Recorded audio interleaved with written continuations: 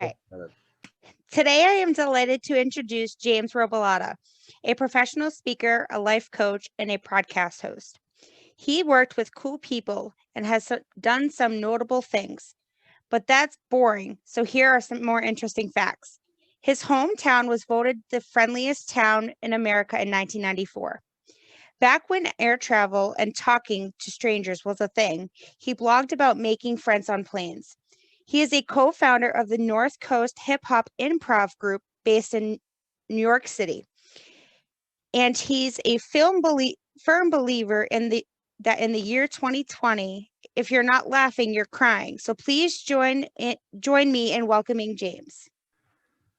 Thank you so much, Amy. What is going on, friends? And in that moment, you learn that you need to update your bio. That's cool. That's cool.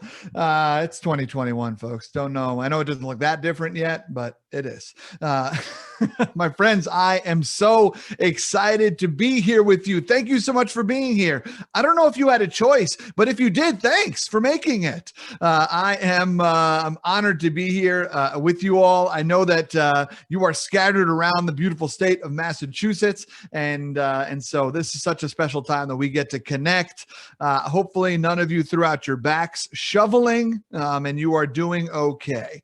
But my name is James Robilotta, and I know right now I'm just some random, extremely attractive man talking to you. But I feel like we should get to know each other a little bit more, and I feel like a natural place to start is to tell you how I eat pancakes.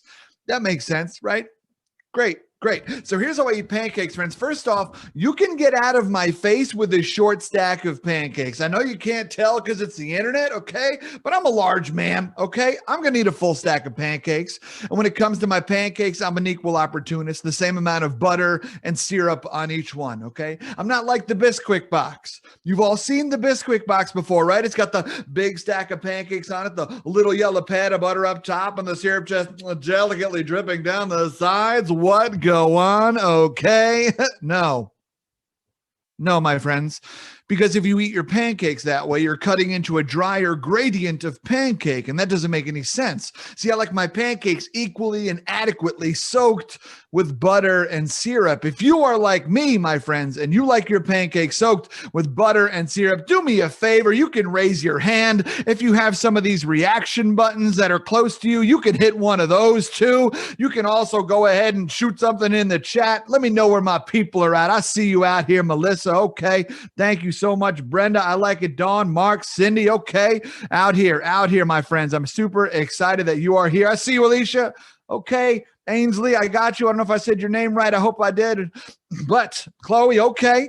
I love this, my friends. I love this. And now here's the thing. Maybe you all don't eat your pancakes that way. All right. Maybe we have some drizzlers with the syrup on top. Maybe we have some dippers in the house, right? You dip it into the syrup. Maybe we have some people that eat dry pancakes. My friends, that is totally fine. All right. Because we're speaking in an inclusive environment and we're just grateful that you're all here. All right. But for me, after I see you, Mark, I like it. Real maple syrup too. That's it. Yeah. Coming down, bringing it in from Vermont. I like it. Or New Hampshire. But still, for me, after I get my pancakes adequately soaked and stacked with butter and syrup, what I then do is I cut little triangles out all the way around. So then I have a star. Then I cut the points off the star, so I have another circle. Then I cut more triangles out. It's a very geometric eating experience. And I start that way because I need you all to know from the jump, I'm a little bit weird. I'm a little bit weird, but it's okay. I think we are all a little weird. I mean, sure, maybe we choose not to get up in front of a group of strangers and share our weirds, but alas, here we are. Okay. But I feel a little alone. So I'm wondering if any of you also eat something in a unique way. Do you eat something in a unique way? Can you let me know in the chat? Are there any foods that you eat in a particular order? Maybe like a color order to candies? Or are there two random ingredients that your friends judge you for eating? For example, there's probably somebody on here who eats pickle and peanut butter sandwiches, okay? There's a lot of people out there that do that. Let me know in the chat, what are some fun things that you all eat? Here we go.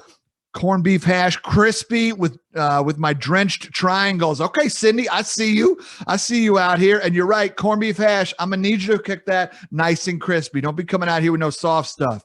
I like it. I like it. You eat your M&Ms by color order. Okay. Nothing more satisfying than filling up the tiny square holes of a waffle with syrup. Yes. It's like biting into a mini syrup lake. Cody, I feel like you just wrote poetry in the chat. You got to publish that. I feel like I know exactly what's happening and I'm here for it. A little bit of butter in each one too, I hope. So yeah, eat everything with your hands. Cindy, I like someone who's a savage, right? Let's get in here, okay? I see you, all right? I see you, evolution. I'm not interested. I'm using my hands. Peanut butter and butter sandwich. I like that. PB&B, the well-known sandwich. Fried bologna sandwiches and ketchup, classic. A sandwich that's mainly eaten in the Northeast. I don't meet anybody around not in the Northeast that doesn't eat that. Peanut butter, banana, sure. Elvis Presley, right? Hot pepper jam on veggies, sweet and savory. That sounds great. Pizza and sriracha sauce. There we go. Clearly not a New Yorker. And carrots with scrambled eggs. I love this, my friends. What a bunch of random things that we all like to eat in peculiar ways, like fluff by the spoonful. That's just a pro tip, my friends. That's a pro tip. I love this, my friends. And now maybe you don't eat food in a weird way. Maybe you're sitting here looking at your friends posting stuff in the chat and be like, I don't know if I have something weird, something that I eat in a unique way. That's okay. You probably do something else weird. I don't know what it is. Maybe you like, I don't know, stick a finger in your belly button and smell it. Okay. I don't know what you do, my friends, but it is fun when we start here because we have to remember the power of our stories, especially in leadership. Leadership is human, right? But we often forget about the humanity of leadership. We often forget about the other people around us and the lives that they are also actively living when we have things like deadlines and external obligations and kids and jobs and this and that and whatever. We have all these pressures around us that are put on us by others and by ourselves. And we sometimes forget about the humanity of leadership. We just see leadership as a way to get to the end goal. We got to do A, B, and C, and then we get to D. That's how it works, okay? Right? But we forget sometimes along the way what is happening around us. And so that's why it's so fun to share some stories, to share these little moments of connection. I know whenever I meet some of you all over here, right, eating muffins and donuts and everything with a fork and a bowl, right? Go ahead, Chloe, right? So I love when I ever meet somebody who does something a little bit weird like I do, because it makes me feel like, hey, maybe I'm going to be okay. Maybe this is a spot where weird people can exist and thrive and I'm going to be fine, right? It's those little moments of humanity that really bring us together and inspire trust and connection. So I love these things. And so it's on the back of that I'll share a story with you all. My GPA in college was a 2.73. Where we at? There's nobody here. It's COVID. I'm alone. Okay, fine. But still, my GPA in college was a 2.73 out of 4. This is not me bragging about that right now, my friends. Trust and believe that's right around fine. But definitely not excelling. I didn't earn any Miss North Carolina sashes for when I went to school in North Carolina. Nothing like that, my friends. But my GPA was so low because I became an over-involved student leader. But that didn't happen at first, because when I first got to my college, I was super homesick. I was super homesick because all of a sudden I was in a new place. I was in a new place that had a new hierarchy and new patterns and new places to go and new rhythms and new professors and new everything. And so, yes, sure, I missed my family. I missed my friends. I went to schools, many other places. But really, when you think about it, what I missed was my normal, right? Like I knew what to expect before, and now I threw in this whole thing, and now it's a whole new thing. And so it's interesting because the man that you see before you today, delightfully charismatic. Okay, what? All right. A little extroverted, maybe even a little obnoxious. The same human that you see before you today. I was absolutely miserable my first year of school because I didn't put myself out there. And see, for me, I'm born and raised in Long Island, New York. I'm born and raised in Long Island, New York. Yes, my friends, you have already correctly assumed I am a diehard Yankees fan, and I will say that to you until I'm blue in the face. And that is totally fine, my friends. I don't know if you're rooting for Brady this weekend or not. I'm sure that it's a house divided there, but it's okay, my friends. It is okay. I'm also a Giants fan, so you can laugh at me, really, all you want. That's laugh worthy. But still, I'm born and raised in New York, and I went to school 12 hours away from home. I went to school, a Cubbies fan. There you go. Go Cubs, go. I went to school 12 hours away from home at a state school in another state, which means everybody there knew somebody, and I was the only one that talked funny. My very first memory of college, I remember I was like, you know what? I could go to the dining hall, but I think I know what they're serving at the dining hall. I should go somewhere new, right? Like I'm in a new part of the country. Let me have an experience. And so I went to Wendy's because I respect culture. I went to Wendy's and I pulled up to the counter. I was like, yeah, how you doing? How you doing? Sure, whatever. Listen, let me get a number 2, no mustard, no onions. Give me the large fry, a large sweet tea, whatever that is, and a Frosty. And the woman looked me back then in the eyes and she said, oh, sir, I'm very sorry, but all I got was hello. And I was like, oh, geez, here we go over here. My friends, I missed my normal. And normally what you would do in a new situation, is you try to put yourself out there. And so I'm an extrovert. I'm a genuinely curious person. And so whenever I saw some individuals that I recognized from orientation or, of learning the ropes around campus, whenever I saw some, or if I saw some people that I recognized from class, right? If I ever saw them in the dining hall, I'd be like, oh, I should go have lunch next to them. I recognize some of those folks. Or, hey, I recognize some of them in the coffee shop from class. I should put my laptop down next to them. Or, in my case, if I ever saw people playing basketball that I knew, I was like, oh, I should go grab next. But right before I did it, every single time, I said, James, don't go talk to them. They're doing just fine right now. Don't go talk to them, James, because you're not cool enough. You're not funny enough. You're not smart enough. You're not hot enough. You're not rich enough. You're not whatever enough, James.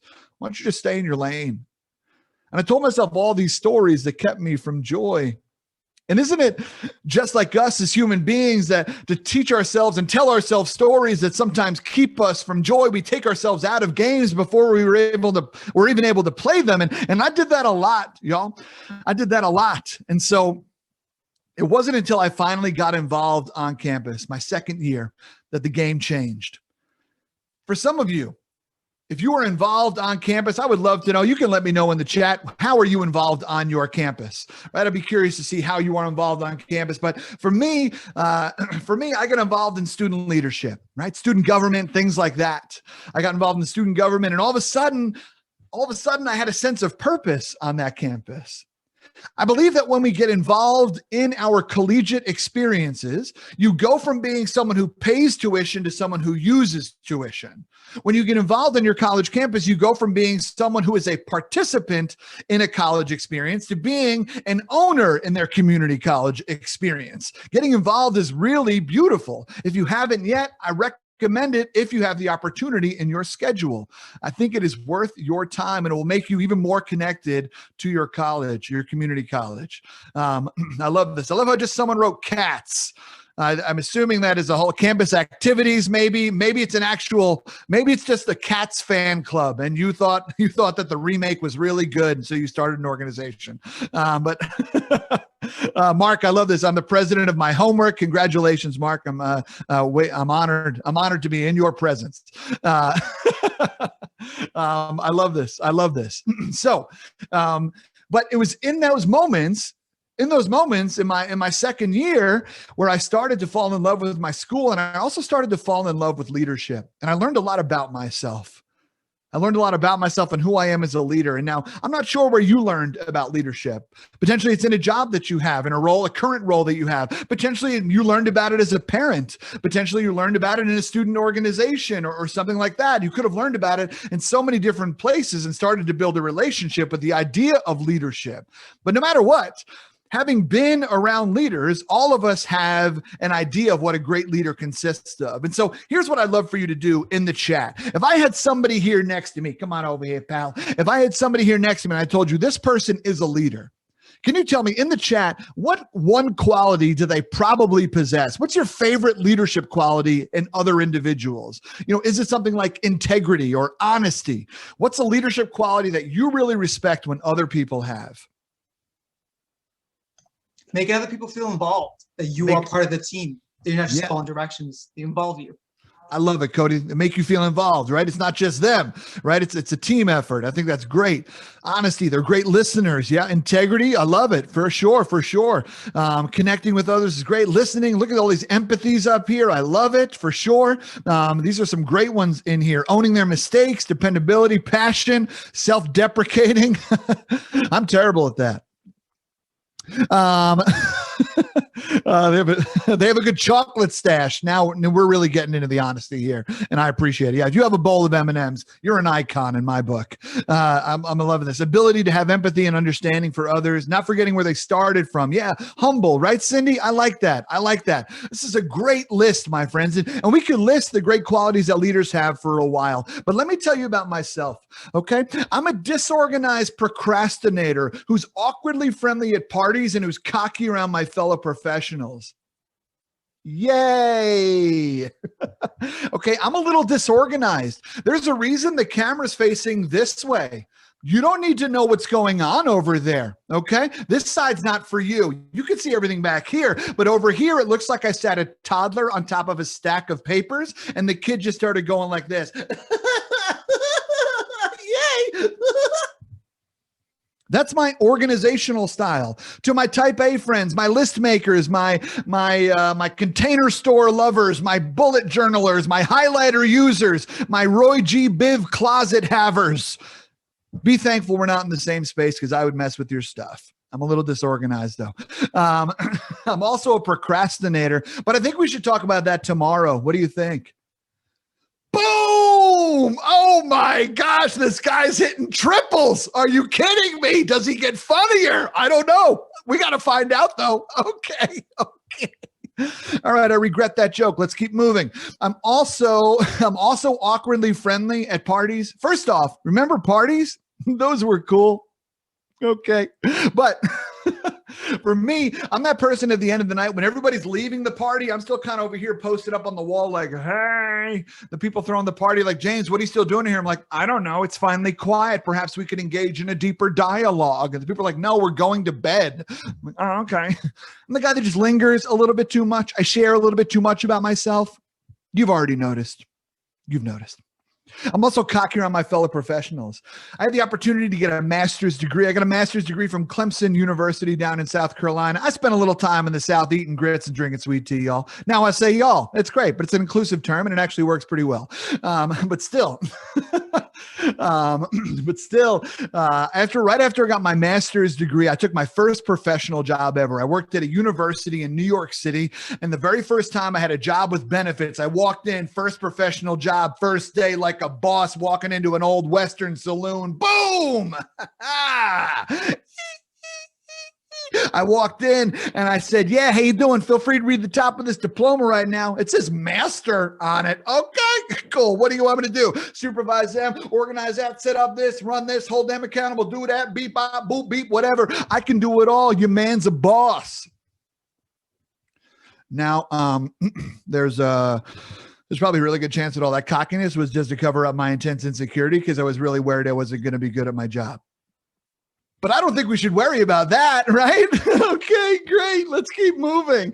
But it's interesting because when I ask you about the qualities that great leaders have, you write passion, you write honesty, great listener, dependability, integrity, empathy again, right? Not forgetting where they started. This great list that you came up with. But none of y'all said disorganized, procrastinator, awkwardly friendly, or cocky, but those are all parts of who I am, and they're parts of who I am that I don't shy away from. Because I believe I owe it to the teams that I work with to let them know where I am still a work in progress. If I believe that those that I have the opportunity to lead should let me in, let me know where their areas of growth are so I can hold them accountable to being better, to being more, to growing, it would be hypocritical for me not to do the same in return. As leaders, it's not only your job to impact others' lives, It's your job to let them impact yours. As leaders, it's not only your job to impact others' lives, it's your job to let them impact yours, but we can't be impacted if we don't open ourselves up to it. And that's why, my friends, today we're talking a lot about authentic leadership, which is just another great tool in your leadership belt. You can be an authentic leadership. You can be an authentic leader while you're being a servant leader, while you're being all these other kinds of leaders. It's just another tool in the belt. And I think it's super powerful. And so when we think about this, when we think about authentic leadership, particularly in the middle of a hot mess, which is where we are right now, my friends, okay? This whole 2020, 2021, we're in a bit of a dumpster fire, okay? There's a lot going on. And obviously the pandemic is one thing. A really important social uprising is another. We're not talking about politics, but politics is another piece, a good stoking of the flame for sure that we have here in this dumpster fire. And so we are in the midst of uncertainty. We're in the midst of ambiguity. And I think authentic leadership is something we can use to help us walk into the mist. And so there are three things that make up great authentic leaders. And we're going to talk about them today. The three things that we're going to talk about are that authentic leaders are purposeful. Authentic leaders own who they are, and authentic leaders are real. Authentic leaders are purposeful. They own who they are, and they are real. Let's talk about being purposeful first. Because as a leader, it's important that we remember that your intent will influence your impact. As a leader, your intent will influence your impact. In other words, the reason why you got involved in the first place, the reason why you applied to that job, wanted that promotion, asked to be that president of that organization, whatever it was, the reason why you got involved, that's going to dictate how you probably will actually do in your role. Prime example, if you have ever worked alongside somebody who was only in their role because it was going to look good on their resume, can you smash one of these reaction buttons, whichever one you want to smash one of these reaction buttons, or let me know in the chat just by putting a laughing thing or putting something in the chat. You can let me know. A bunch of you all have. Yeah, for sure. I see you, Jason. Thanks, Alicia. I love this. Thanks, Mark. Okay, I see you, Stephanie, Laura, Mark again, or other Mark, I should say. Amy, I see you up in the corner. Okay, great. Corey, Omar, Heidi, thank you so much, individuals, for sharing here. And so we've all worked alongside someone like that. They're only in there because it's going to look good on their resume. And we can tell that. We can tell that by a number of reasons. One, they don't care. Right? They just don't care. They do that because everything they do is late. Everything they do is half-assed. They're not interested. These are the individuals that delegate things to everybody else. And then they show up the day of the event talking about, look what we did. And people are like, you don't even go here, right? Like, we know these individuals, they are frustrating to work alongside. These are the people that love to sit in the back of your meetings and complain, yet they never offer to take on any responsibility themselves. We know these folks. They're frustrating. The reason why they got involved is because it was going to look good. They had no interest in the potential impact they could have on the community that they served, or the organization, or the workforce, the teams that they had the opportunity to lead. They weren't interested in that. They were interested in the bullet point. So for you, I want you to think about this. I want you to think about somebody in your life who may be a mentor to you, or maybe they're just someone who you really respect them as a leader, that could, because you've had the opportunity to experience their leadership, right? This could be some sort of it could be a counselor, it could be a supervisor, it could be someone at the community college, right? Your dean of students, it could be your a director of disability services, it could be so many different individuals that you have had the opportunity to interact with. I want you to think about these individuals. And I want you to think about first someone who gets it. Someone who, when you interact with them, you're like, wow, you are right where you need to be. You're doing really great work. When I'm around you, I feel supported. I feel heard. I also feel challenged, but challenged from a place of love, right? Those individuals that made you believe that you could do more than maybe you thought you could. You all can think about some of these. You all can think about some of these individuals. You can call them mentors, sponsors, whatever. We can also call them parents. for sure. Sometimes call them teachers, right? Whatever. You all can think of someone like that. Now I want you to look on the other side. I want you to look on the other side. And I want you to think about someone who is in a leadership role that you believe doesn't get it. This is the kind of individual. This is the kind of individual who, when you're with them, you kind of want to be like, are you happy? Are you doing okay? Right? Is this where you want to be? These are the individuals that they're not interested in making you look good. They're only interested in making themselves look good. These are the individuals that aren't pushing you and challenging you in good ways. Instead, they're challenging you in negative ways. Instead of from a place of love, it's often from a place of fear. These are the individuals that often bring down the morale of individuals around them, either to make themselves look good or just because they're over it and they're burnt out and they don't recognize the impact that their energy has on the community they serve. We know both of these types of individuals. The people who get it and the people who don't get it. So my question for you to think about is, which one are you? I just need you to think about it. If I were going to ask the individuals that you have the opportunity to lead, if I were going to ask your coworkers, if I were going to ask your peers, your students, if I were going to ask your individuals that are your supervisors, which one would they tell me you are? I think that's a powerful moment of self-reflection that we all need to have from time to time. Because when it comes to purpose, we all know that there are some really frustrating aspects of leadership. Okay. It's not all rainbows and Skittles and croissants, y'all. Okay. There's some darker parts. There's some frustrating aspects to leadership. There's some unsexy parts to leadership. A lot of times that looks like paperwork and a whole bunch of emails, or it looks like when you're on that third committee meeting, right? The committee that you're a part of, right? And the bureaucracy and the red tape and stuff like that, that's really tough to navigate. We know these moments, there are frustrating aspects of leadership, especially right now, right? In the middle of this dumpster fire, 2020, 2021 is the year of other duties as assigned, right? There's a whole bunch of things that you now have to do that you didn't want to have to do, but are important to keep the engine moving. What I want you to do is reflect. I need you to reflect. And if that flame is still lit, if the purpose, the reason why you got involved in the first place, if you think that there's still opportunity for you to make the impact that you would like to make, to climb where you want to climb, if that flame is still lit, my friends, then we have to figure out a way to stoke the fire a little. We have to revisit, what does it look like today in the middle of a pandemic? How can we achieve some of those goals still? It looks different, but it still looks like it matters. So it's worth figuring out.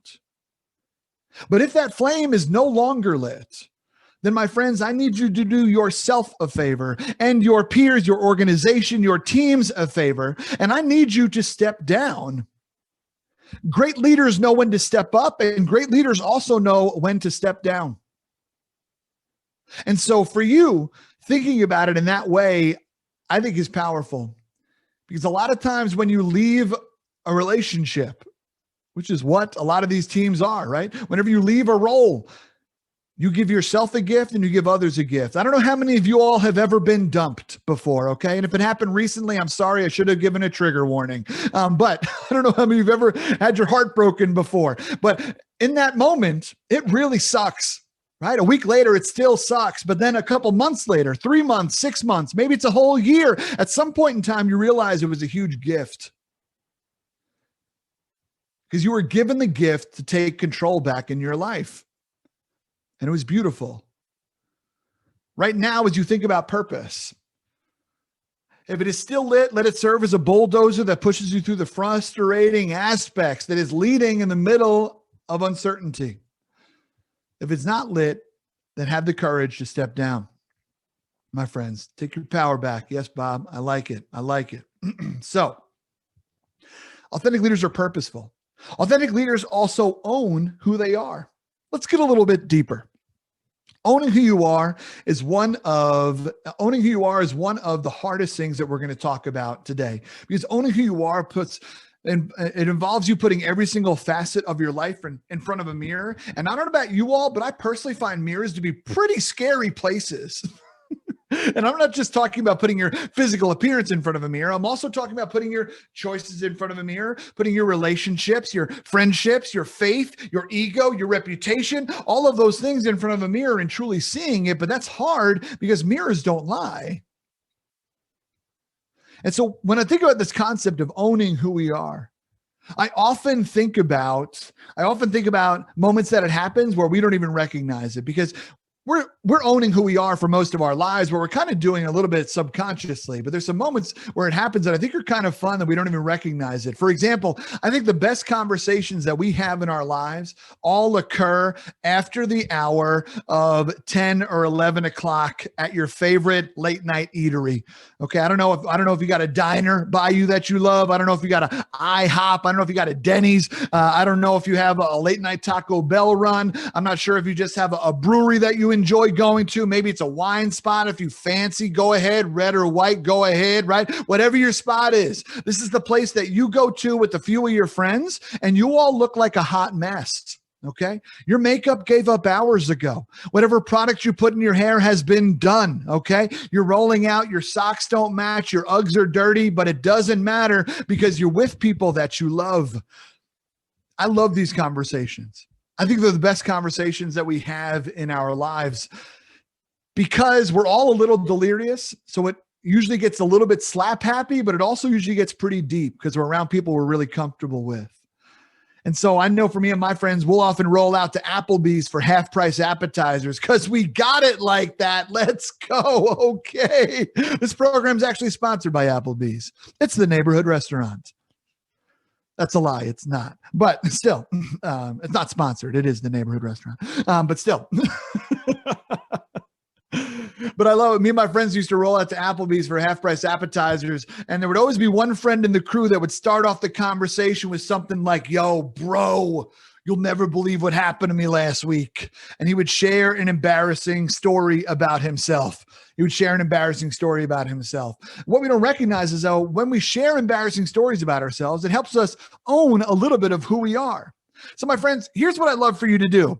In the chat, I would love for you to tell an embarrassing story about yourself in 6 words. Okay. For example, fell upstairs at school, right? Sent text to wrong person, accidentally took screenshot and sent it to the same person I was having a conversation with. Didn't realize I was not on mute in class, something like that. What is a story that you have, my friends?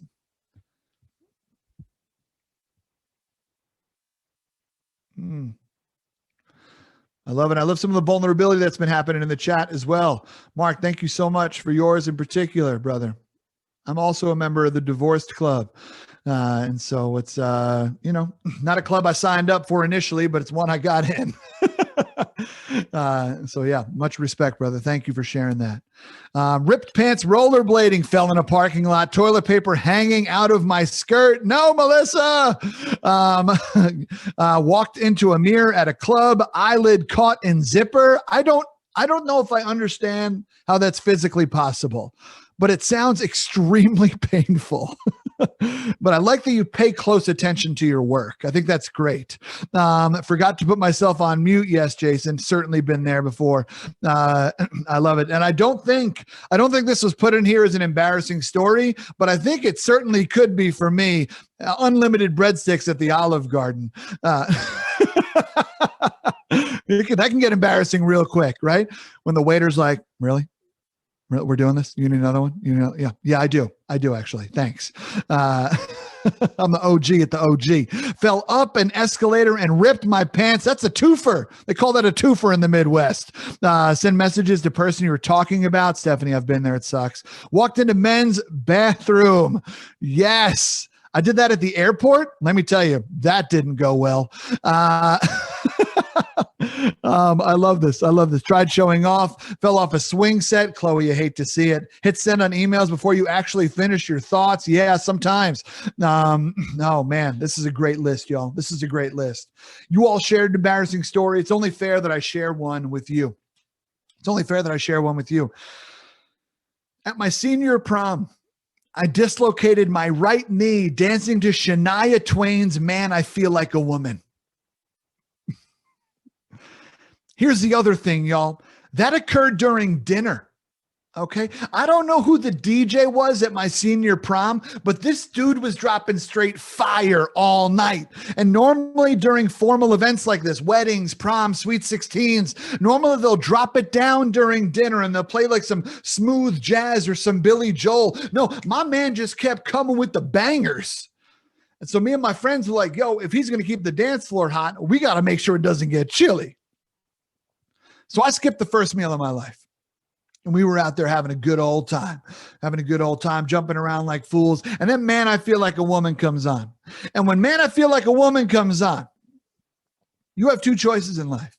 You either go hard or you go home. And so I said, let's go, girls. And we got out there. All right. And so we were out there having a good time, jumping around like fools. I jumped onto my right leg and my knee blew out. I fell to the ground. I had to pop my own knee back in. And then proceeded to drag myself to the side of the dance floor. My principal rushed over to me and handed me 3 ice cubes. To this day, I don't know if those are for my glass of water or my inflammation. But either way, it was a very sweet gesture. Very sweet. Later on in the night, I was out there. I was over sitting on the side, and I was crying into some chicken parmesan. You know how it is. Some of you call those Tuesdays, and so I was crying into some chicken parmesan, and then I told myself, I said, James, no, you got to get back out there. This moment matters. This is your senior prom. You got to get out there. And so I got out there, y'all. We got back to work. Shouldn't have done it. Later on in the night, they played the song Just Bust a Move. You remember this old school track? You want it, and you got it. They played that track. Only everybody at my senior prom was like, hey, just bust a knee. That's disrespectful. My friends, I love when we share embarrassing stories, because when we share embarrassing stories, whether we recognize it or not, it reminds us that we are resilient. And you must remember that you are resilient. Because if you don't believe that you are resilient, then the next time you're faced with something hard, something uncomfortable, something that you're not sure about, you will be less likely to try. You'll be less likely to start, and you'll be less likely to love. We have to remember that we are resilient. You have been through things in your life and you have come out on the other side. You are going through something right now, potentially in your life, and you will get through it if you just keep moving. You are resilient, so keep the legs in motion, my friends.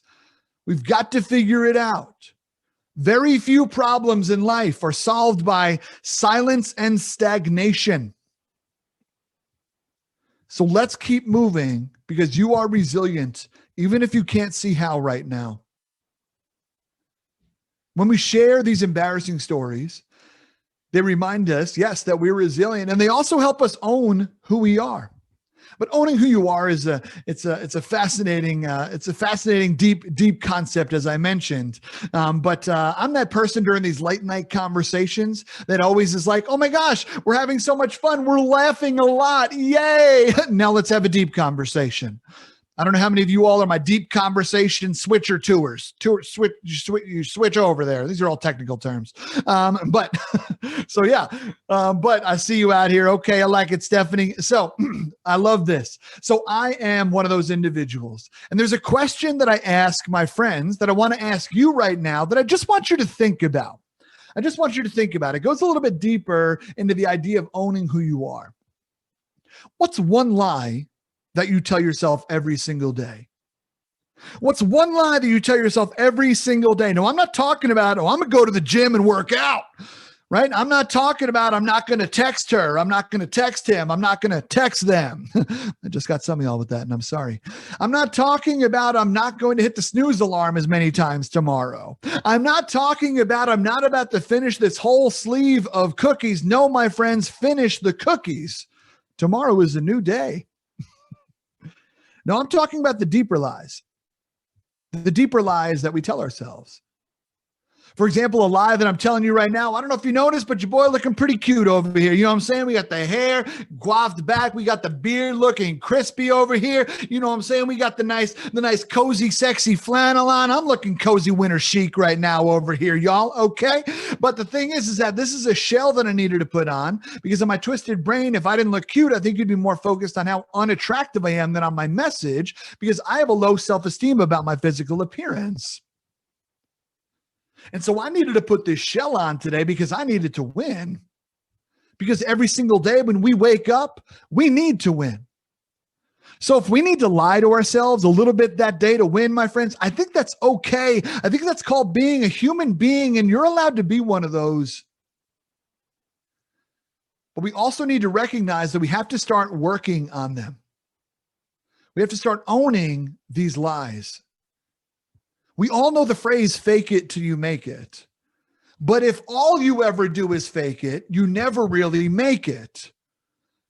And so that's why we have to own some of these lies, some of these stories that we tell ourselves. I'm sure many of you are like me, where you've told yourself stories like, I'm not good enough.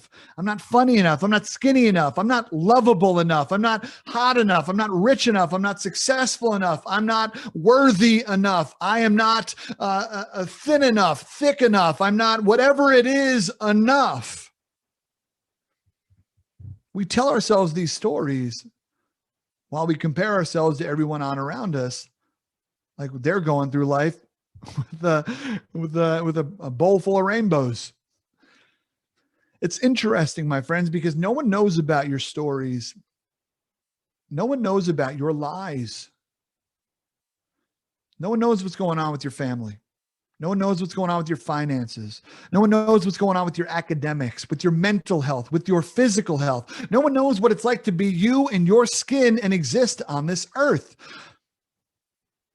Every single one of these lies is a different brick that you carry.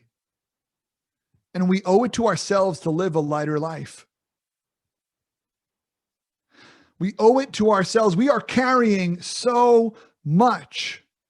And I don't know if we need to.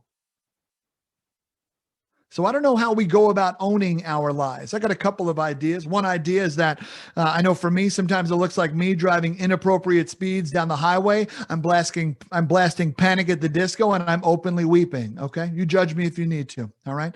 Sometimes it also looks like me sitting in a small room across from a woman named Sarah who looks like she might be a counselor.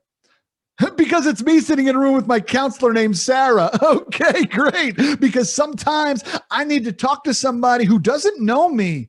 I need to talk to somebody who doesn't know me, who doesn't have my history at their beck and call. Sometimes when I talk to my family about being in a rut or being less confident or being unhappy, they'll just be like, well, you used to be happy. Why don't you just go back to doing that? Oh, shit. I hadn't thought of that. Damn, thank you, right? Right, like that moment, right? Sometimes I need to talk to somebody who's able to point out the patterns that I don't see that I'm in, the patterns of speech that I share about myself, all of those kinds of things. Sometimes I need to talk to somebody else. We stigmatize counseling a lot of times in this country, when I think we should be stigmatizing people who don't go to counseling. Because, my friends, let me remind you all, you don't get a prize for doing it on your own, right?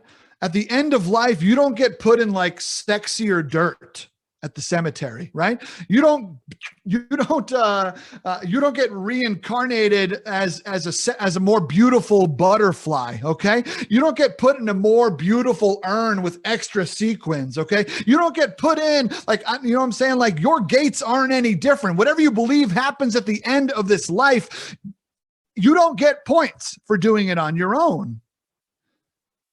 To the men in particular right now, men, it is crazy because I'm right there with you. Men, we crave belonging, yet we run from love.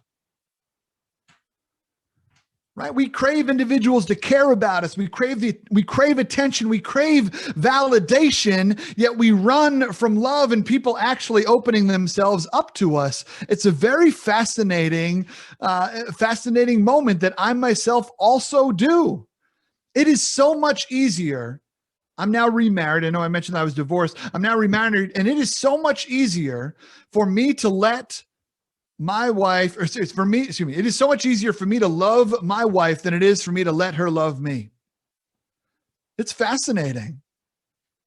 And so when we think about this, we have to start to own who we are. What are the stories that you're telling yourself? What are the lies that you're telling yourself? These kinds of moments. Because you have to own who you are in order to be real to other people. But being real is fascinating, right? Especially with the internet. You can be whoever you want online. I don't know how many of you all are like me, but I have friends on social media that love to post pictures of themselves standing next to palm trees for 10 months out of the year. Now, mind you, I live in Minnesota right now. Okay, I just moved here 2 years ago. My wife lives out here, and so her family lives out here, and so we moved out here to be closer to her and start our own family as well. And so, but I live in Minnesota, and I have friends of mine who live in Minnesota that post pictures of themselves standing next to palm trees 10 months out of the year. My friends, I don't know if you've made it to Minnesota recently, okay, but it's where palm trees go to die. And I know you know what I'm talking about because it's the same thing. It's the same thing in Massachusetts, okay? There's like one palm tree. It's in Faneuil Hall and it's lost. It's like, where's my family, right? Like the thing is that I tell my friends, I'm like, who are you trying to be on the internet, right? I have friends of mine that love to post pictures next to cars that aren't theirs. I'm like, yo, bro, nice Bentley. Last time I checked out, you drove a Toyota Corolla and not a new one. And no disrespect to Toyota Corollas. That's a fine, reliable automobile. I'm just saying that the Bentley's not yours. You can be whoever you want.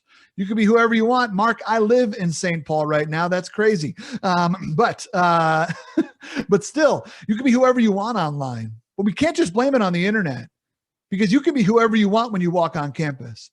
You can be whoever you want when you turn your camera on Zoom. You can be whoever you want when you run for that position. You can be whoever you want when you walk into the office, when you walk into that meeting. You can be whoever you want whenever you're around your faith community. You can be whoever you want whenever you're around your boys, whenever you're around your girls, whenever you're around your people. You can be whoever you want, my friends. And so my next question, after what's one lie that you tell yourself every single day, is what version of yourself do you allow others to see? Let us have a moment of honesty. Let's have a moment of honesty. As human beings, we can't learn from people who are perfect. We can only learn from people who are imperfect.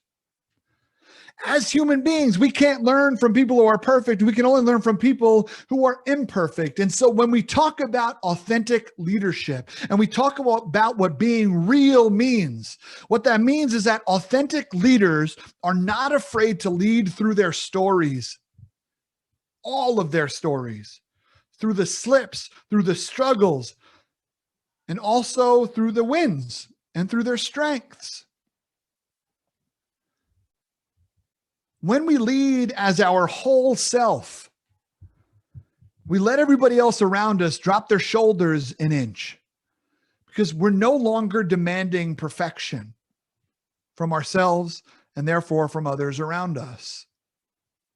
There's a really big tool that we can use in leadership called relatability. Because when we see ourselves in someone else, we believe that we can. Think back to those mentors that I had you think about earlier, the people who got it. I bet you saw yourself in them. They made you believe maybe I'm going to be okay. Maybe I'm not perfect right now. Maybe I don't have it all together, but gosh darn it, I think I'm going in the right direction because I can see myself in this person. So let's keep moving. Being real is super powerful, especially in the midst of a pandemic when a lot of us feel alone and separated and we don't know what's going on. And it's a little weird. And sure, we've been in it for almost a year, but it still doesn't feel normal. It still's off. Where are the moments where we can connect with individuals and be like, oh, this sucks, right? Yeah, this sucks. But then let's figure it out together. Those moments of being real are powerful. Because when you lead through your stories, our stories lead to connection. Our connection leads to trust, and trust leads to loyalty. Our stories lead to connection. Connection leads to trust, and trust leads to loyalty. But all of this in authentic leadership, being purposeful, owning who you are, being real, all hinges on your ability to be vulnerable every once in a while. And vulnerability is scary. And for some reason in this country, we like to think that vulnerability is a weakness. But if vulnerability is such a weakness, then why is it so damn hard?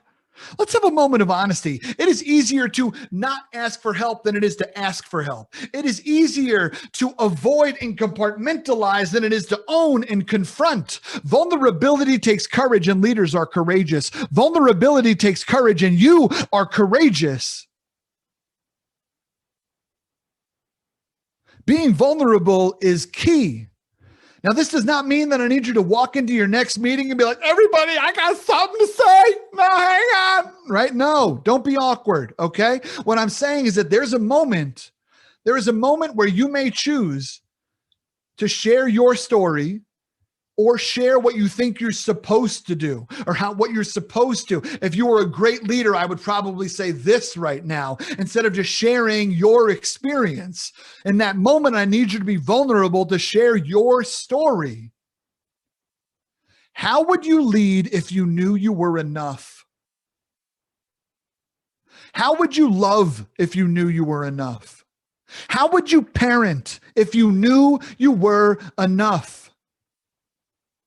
My friends, this is cheesy, but I don't give a shit because it's also true. You're exactly who you need to be right now. I'm not telling you to stop learning. I'm not telling you to stop growing. I'm not telling you to stop learning, all those kinds of things. No, keep putting in work, my friends. But great leaders aren't individuals who have finished the race and are now coming back to help people. Great leaders are mere few steps ahead, and they're encouraging people because you know what? It's not so bad up here. And I got here and you can too.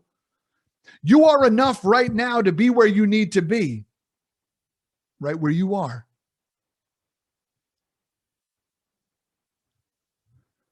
Authentic leadership is complicated. It's hard. But I think right now, in the midst of a pandemic that is separating us, we need to find ways to bring ourselves closer together so that we don't feel as alone. I think authentic leadership is the key to that. I'm super excited that I got to spend this time with you all, my friends. What we're going to do is we are going to open it up for questions here. And if you're interested, I would welcome it. I welcome it fully. If you need to leave, in the chat, I just put some ways for you to stay in touch with me. I'm not sure if you're on social media. If so, you can catch me on any of your favorite sites over there at James T. Robo. I also just started a podcast in the fall. I'm really excited about it. It's called Diner Talks with James. And I'm incorporating my favorite conversations, right? I'm trying to emulate those late night diner conversations that get pretty deep and vulnerable, but we also laugh a lot. If you listen to podcasts, it would be really special if you checked it out. If you don't listen to podcasts, I can't give you the last 30 seconds of your life back. But either way, my friends, stay in touch with me and let's have a conversation. Thank you so much for being here today. And thank you so much to MWCC for bringing this together and bringing the community colleges together across the state so this learning could happen. I also know that I believe they're recording this. And so if you have some peers that you think should listen to this, that is also going to be available to them later. They'll be able to tell you that in a moment. I probably just stole their line. But still, if you all have some questions, you can either unmute yourself and ask, or you can put it in the chat. I'll monitor both spaces. And again, if you need to leave, much love, y'all. Be well. Chuck Lloyd, my guy, you are in here. What's up? Oh, wow. How are you? It's good to see you, brother. Yeah, I have a question. Oh, sorry, Charles. Are you going to go? No, I just got unmuted. I was just saying hello. First time I'm muting. I'm already stepping on Charles' toes. I'm sorry. So good to see you, sir. Yeah, Cody, go ahead. My question was, how do you have 5 stars on Apple Store? I just checked out your podcast. You have a perfect 5 stars. I'm like, maybe just a handful of his friends. That's like 100 views, 100 reviews. Yeah, I paid How a can lot I of get people. 5 stars? It's your secret. How can I be a 5-star man, James?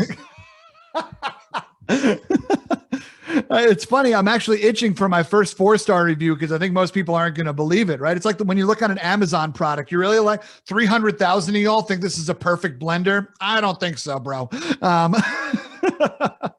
I think, yeah. I called in a favor, Fake just all my reviews. friends, and I asked them to review it. And yeah, I guess they all gave me 5 stars. I'm sure that number will change over time.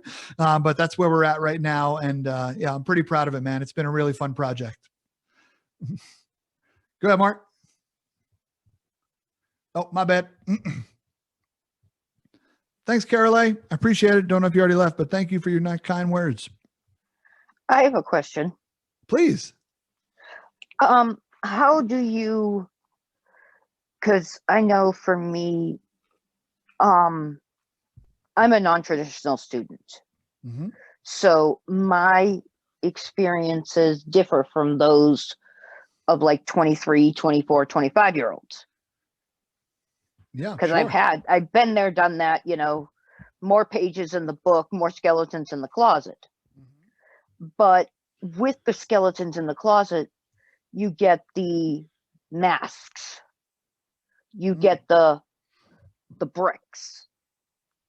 How do you get rid of those? Yeah, for sure. For sure, right? It's kind of crazy, Stephanie, and thank you for your courage in asking this question, because you're right. You're in a different place than many around you are as a non-traditional student. But I think you'll agree with me on this. From a young age, we were taught that we should be kind to other people, right? We should care about other people, be kind to them. I mean, for me, I was taught at the age of 35 that I should also be kind to myself. Right. Like I wasn't taught that until I was somewhere in my 30s. And so, and that's when I learned that. Who knows when other people learn that? Maybe they learned it younger. Maybe some of you just learned it in that moment. But either way, that is 35 years. That's 35 years of experience of not being kind to myself that I need to unlearn, that I need to rewrite, that I need to find grace for myself. And so that's a little bit about where it starts, Stephanie, is that, I mean, you've already started to do it even the way that you were talking about it, right? Like you have these skeletons in your closet, but those skeletons are stories, and they're stories that have made you into an incredible human being, even on the days you choose to not believe that you're an incredible human being, right? Yeah. And so I think what a lot of it comes down to, doing a little bit of self-work. And I'm not sure what that self-work can look for you, because there's different things to get people involved, right? When you tell someone to start exercising and they look at a piece of gym equipment, you're like, I think I'm going to get tangled in this. I don't even know what I'm looking at, right? Like you got to find the kind of work that makes sense for you. And so I'm not sure what that looks like for you. For me, counseling really helps, because saying things out loud has been, as an external processor, that's been really helpful for me, because when I say something out loud, I then have to think, oh, do I actually believe that about me, about others, about what's going on here? And it's a cool way for me to process some things. And so that's one way that works for me. Another thing that I've also gone through, as I mentioned, I went through a divorce about 7-ish years ago. And when I went through that divorce, I took 2 weeks, and I stayed in some small cabin. I stayed in some small cabin in the middle of nowhere in Vermont. I actually still keep a picture of it on my screen, right? I stayed in this small Airbnb in the middle of Vermont. I stayed there for a week. And then I spent another week in Orchard Beach in Maine on the ocean, because for me, we're not going to talk about religion, but for me, the ocean is as close as I get to spirituality. And so there's just something about those waves. And so, but I took 2 weeks and I went off the grid, turned my cell phone off, didn't answer emails, didn't go anywhere. And I just took time to be with me. And some of that looked like meditation. And I never thought I'd be able to meditate because I have ADHD. And to meditation looked like, 10-minute spurts of just being, of just slowing the world down for a second. And so that meditation is a practice that you can start, and you can start at 2 minutes and build up. That could be an interesting thing for you to just kind of slow the world down. I know on the days that I meditate, I'm a way nicer driver. Right. Yeah. And so I could tell you so have ADHD. yeah, exactly. Right. And so The only people who can tell other people have ADHD are those with ADHD. that's it. So you smelled me from a while away. So Because I could follow the conversation. It's yeah. like, you know, because I'm an extrovert like you. Yeah. I'm a talker. Mhm. And it was hard for me taking classes online. So when COVID hit, everything went remote and Zoom became, I wish I bought stock in it. Yep. Me And too. it was like, you know, it exploded and it allowed me to become active in clubs Mhm. because I live 2.5 hours from my campus. Oh yeah. So, you know, doing things like this, like if you were to talk at MWCC, I would have never gotten there. Yeah. I would have had to leave my house at 5 o'clock in the morning just to get there by 9. Yeah, sure. Yeah. Well, I love that you're taking advantage of the opportunity. And I think that's something else. There are a lot of resources at MWCC, also individuals that you can talk to. I know there's a counseling center on campus and stuff like that. And, you know, especially counseling is something that is starting to pick up a lot of steam. Fortunately, but it's certainly stigmatized, especially the older people are in this country and also in specific cultures as well. It's stigmatized even harder. But there are resources out there for you that I know that you can do a little bit of research on. And maybe it also looks like reading a couple of books. I don't know if you're a reader, but there could be some really cool books to read that are out there as well that just may help you shift a little bit of your mindset. But I think that's what it looks like. It looks like just trying a little bit more tomorrow. It looks like saying one less self-deprecating joke tomorrow. That's progress. You know, however old you are, you know, that's a big ship, right? It's a big ship that's been built for a number of years. You know, mine's a 40-year-old ship and a big, you know, and so it's going to take me a while to turn the ship and make the changes I want to. But yeah, so that's what I would say, friend. Great question. Thanks. Yep, and there's a link in the chat there also for you to check out. Nothing wrong with having a conversation and seeing if it's right for you. And remember, whenever you go see a counselor for the first time, it's kind of like dating. Not every counselor is for everybody. So I'd recommend trying at least 2 people out because there's some people you click with and some people you won't. But yeah. Other questions that you all have? Let me see if I missed any over here. Some more resources in here in the chat. I love that. Thank you for the love. Those people have probably already left. Any other questions, y'all? I kind of have a question, but I kind of don't have a question. Okay, great. Well, let's see where we wind up. How do I put this without getting political? So my fiance's family is one side and I'm the other side. How do we get like to be just one and not bicker at each other for political ideas? Yeah. Boy, friend, if I had an answer to this, I would be rich, or at least in politics, right? As as Mark throws his hat on, I like it. I don't know what's worse, the Trump hat or the Red Sox hat, but I'm just picking on you, brother. I'm just playing. But I think one of the first steps we have to learn how to laugh again. Right. I mean, we're not laughing enough. We have the media, social media has pushed us into silos.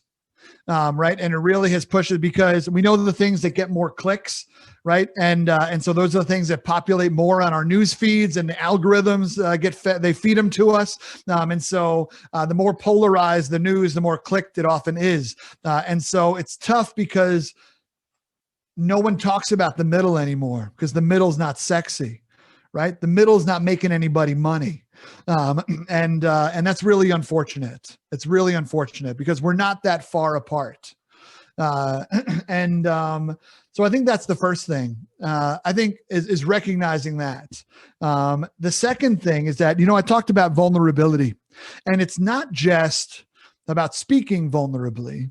I think it's also about listening vulnerably. Have you ever listened like you might be wrong? Have you ever listened like maybe their experience, though very different from yours, is actually their experience?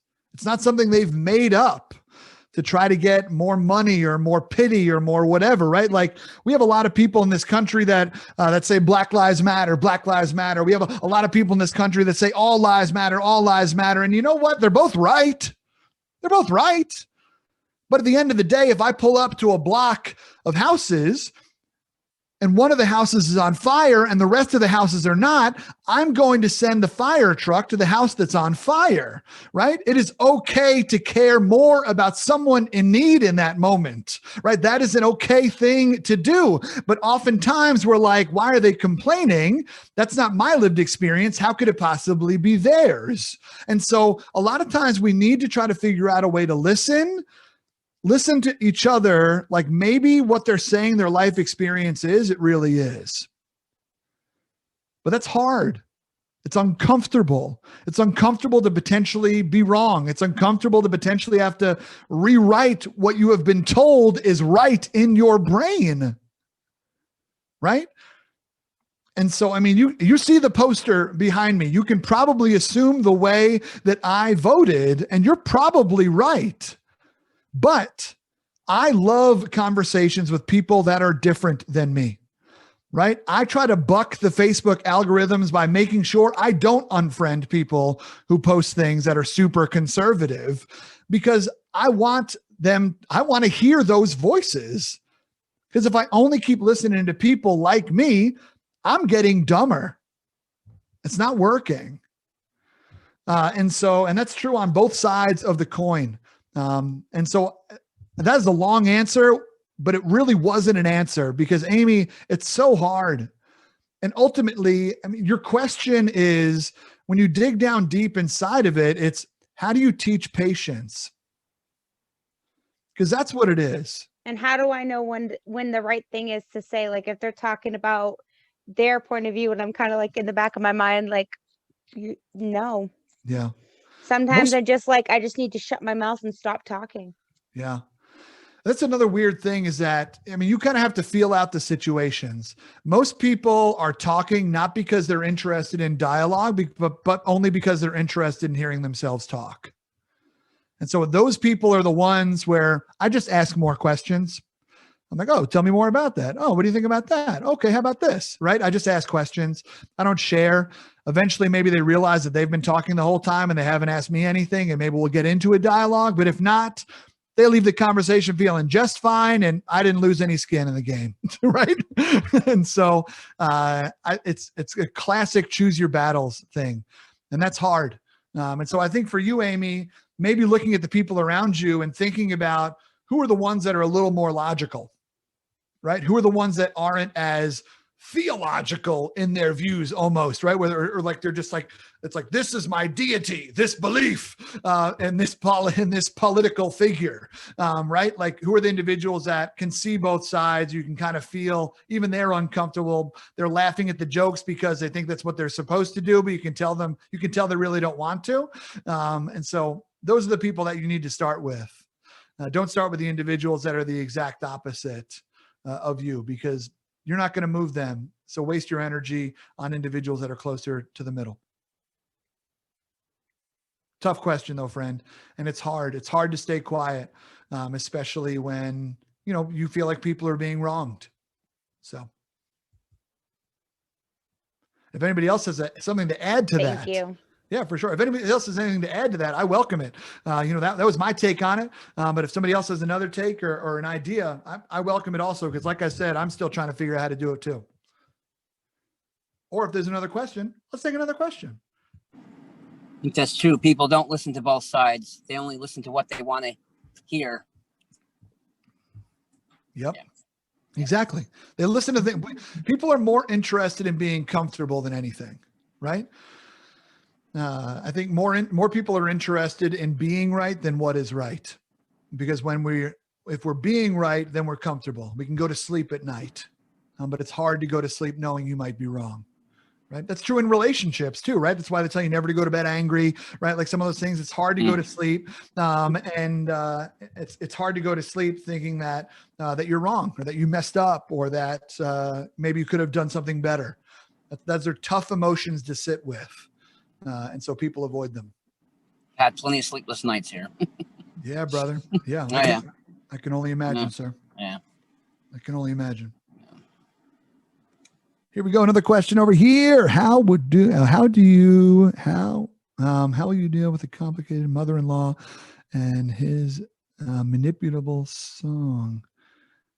Carolee, if you'd be willing to tell me a little bit more about this, I would appreciate it. I want to be able to sure that I'm answering your question in the right way that you would like. I don't know if you'd be willing to unmute and tell me a little bit more. Or you can type it in there if you're not in a place where you can unmute. Or if somebody else understands this question better than I do, then I welcome that too. How do you deal with it?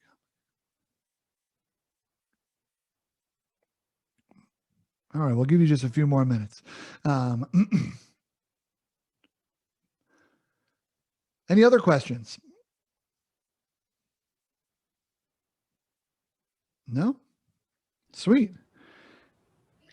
If anybody doesn't have any last minute questions, we're going to wrap up for today. And